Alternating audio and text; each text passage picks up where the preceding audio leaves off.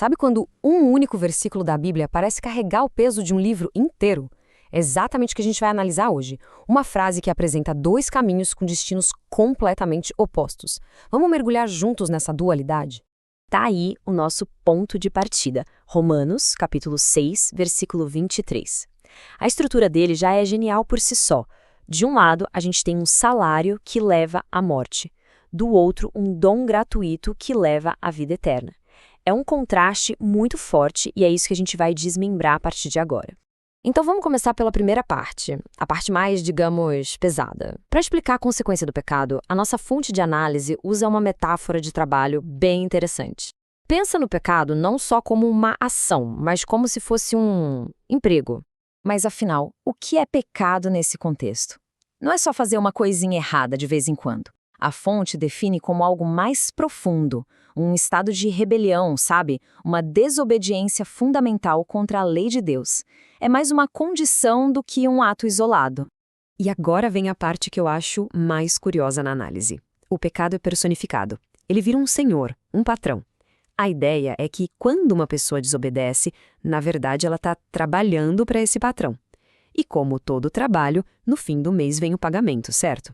E qual é o salário que esse patrão paga? A morte. Só que a análise faz questão de esclarecer que não se trata apenas da morte física, que todo mundo conhece. É algo maior, uma separação espiritual eterna de Deus. É a consequência final e inevitável desse trabalho. E chegamos aqui na palavra que talvez seja a mais importante do versículo inteiro. Mas. Uma palavrinha de 3 letras que vira o jogo completamente. Ela funciona como uma dobradiça, que vira a página do problema para a solução. É o grande ponto de virada.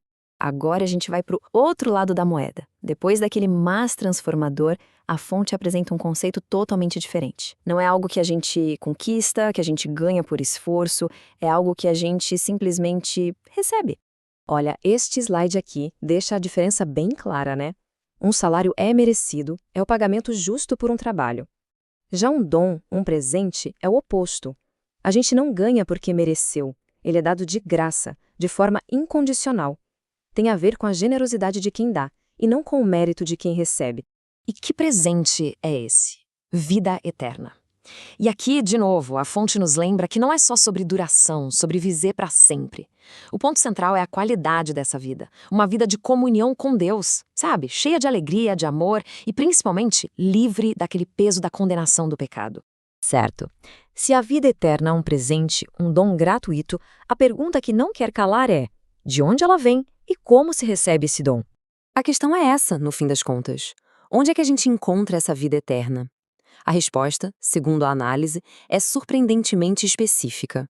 De acordo com a análise, a fonte dessa vida não é um sistema de regras, nem uma filosofia ou um esforço pessoal. Ela está toda concentrada numa pessoa, Cristo Jesus. E aqui vem o ponto crucial.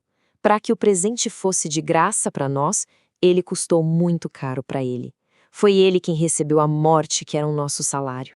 Então, ao entender essa troca, o salário do pecado de um lado e o dom da vida do outro, o que a fonte sugere como uma resposta prática para tudo isso?